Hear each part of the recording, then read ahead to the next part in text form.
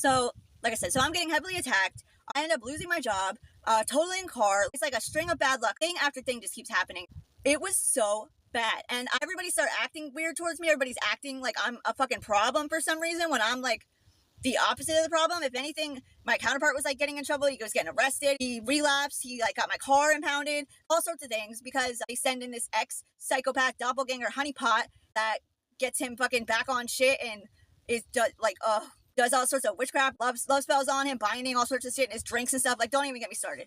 And I knew that these people had changed towards me all of a sudden, but I could not figure out why. It's like, why am I the problem? I'm the one that's doing the right thing. If anything, he's the one that's getting in trouble, not putting the pieces together that these people were doing it the whole time. That there was a smear campaign going on behind my back where they were telling all these lies about me. These people are making like false profiles of me, portraying me like I'm a prostitute, saying that I have people over that I'm sleeping with while he's at work and while the kids are there, trying to like literally ruin my life. They wanted to drive me crazy. 111 on my timer. They wanted me institutionalized so they could gain control of my children, my money, the money that's, goes to them, like I already said, and then have me taken out in the end, or just incapacitated where I was brain dead, basically. Okay, 2019. My counterpart's grandfather passed away in, I think, 2019. It was between 2019 and 2020, before COVID.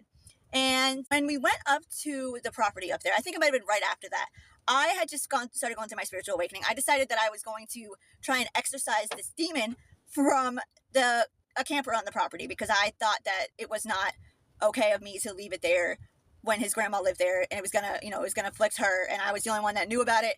So I thought I was the only one that could do anything. So I thought, not realizing at the time that it had been specifically put there to attach onto me, because I experienced sleep paralysis for the first time, like 3 times in the same place.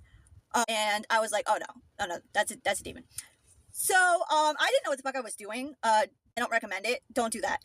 I was so scared. I was so freaking scared. Okay. I went in there trying to stage it out. I had no idea what I was doing. That thing almost killed me. I went in there. I did the whole thing. I was scared. I heard it growling.